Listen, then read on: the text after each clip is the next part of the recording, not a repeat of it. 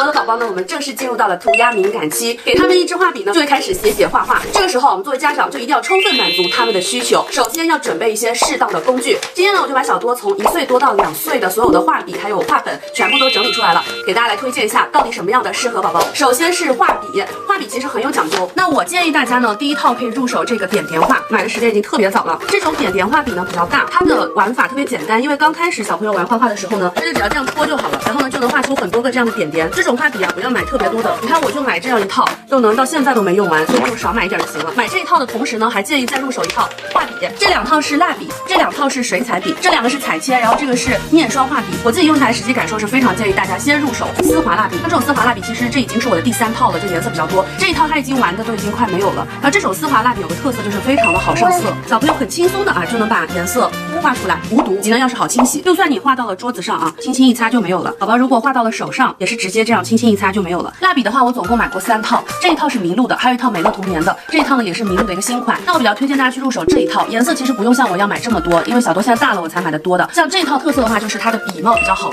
盖，小朋友自己的话也能盖起来。以前有几套画笔的话，这个笔帽是特别难拆盖的。这一套蜡笔基本上足够你支撑到2岁多，完全没有任何问题。接下来呢，我又给它入手了一些水彩画笔，它涂出来是这样的，会相对比较细一点，但它这个这样涂上去之后呢是抹不开的。如果是蜡笔的话呢，是你看抹一下它是容易抹开的。水彩画笔呢，我其实买了2套，一套是这个麋鹿的这一套，还有一套是美乐童年的。美乐童年的给大家看一下，它是斜着画的话是可以多一点，立起来画的话是细一点。我个人呢，目前为止是比较喜欢麋鹿的这一尖是圆圆的，圆圆的这种的话呢，就不管是哪一面它受力都比较均匀，小朋友比较好拿捏。这种水彩画笔呢也是一样的放心好了，无毒无味，也是非常容易就能擦掉洗掉，弄到桌子上也没有任何关系，弄到衣服上也是非常轻易的能洗掉的。那哪一种画笔是不太建议入手的呢？就是这2种。首先网上这类型的画笔是比较多的，会比较淡，不好上色，并且这种呢也不是很容易能清洗掉，还会有很多的碎屑出现。那彩色铅笔也是同样的问题，颜色非常的淡，小朋友涂这种的话就会很没有成就感。非儿童的马克笔的话很难清洗，所以一定要买宝宝专用的。那我们1岁多宝宝应该选择什么样的画本比较好呢？给大家推荐几种。小多最早的时候就是用他舅舅的这个画册的，就是这种素描画册，家里如果有的话也直接可以入手。那这种画本呢价格稍微高了点就稍微有点浪费，其实没太有必要，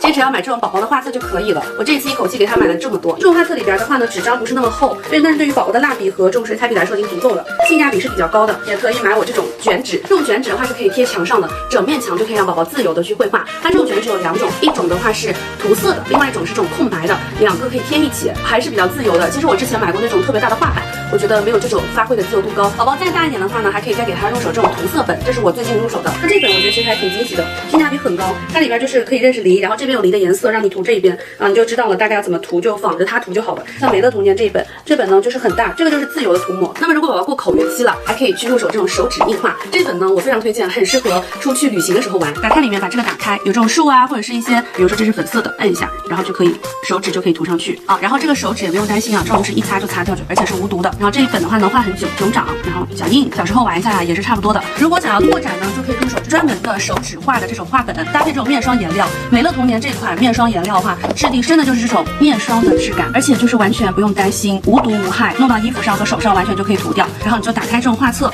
让宝宝整个手在上面印就好了，就非常的自由。这种手指画的画本呢，我买了很多，像这个的话就是教小朋友该如何画的。比如说这个长颈鹿，你可以用手这样印上去，变成一个长颈鹿。手指画的话，我们是最近才刚刚开始的。担心弄脏衣服的话呢，就可以穿一件这种罩衣。现在还有一样东西非常火，就是我手上这块画毯。这个画毯的话其实是没有颜料，它是根据水来的。它有给一套画画的工具，玩法其实特别简单，它其实就是一块毯子，它这里沾水呢，它就会可以画得出来。底下它本身就是有颜色，像这个是粉色，像这里是绿色，像这里是蓝色。那它就不是由宝宝来控制色彩，但是我个人觉得这个只能是作为一个辅助就是平时给他玩一玩，并不能作为颜色和美术启蒙的。但是呢，玩耍还是很有意思的，你可以去刷一刷，印章盖一盖，打发时间蛮好的还有几样注意的东西，就是除了像这类不好画的画笔不要买以外，这种电子屏类的画本呢，还有这种白板也尽量先不要去给宝宝买，就是它只能是这样涂一涂，但其实宝宝是没有色彩的概念，没有太大意义。这个呢，我在网上已经积灰了。家长需要做的事情就是，第一，不要去打扰他，让他专心专注的去玩，千万不要过度担心他把自己弄脏了。如果还没有过口欲期的宝宝要放嘴里的话呢，适当阻止即可。好吧，那今天关于宝宝涂鸦敏感期应该用一些什么样的东西和注意事项呢，就分享到这里了。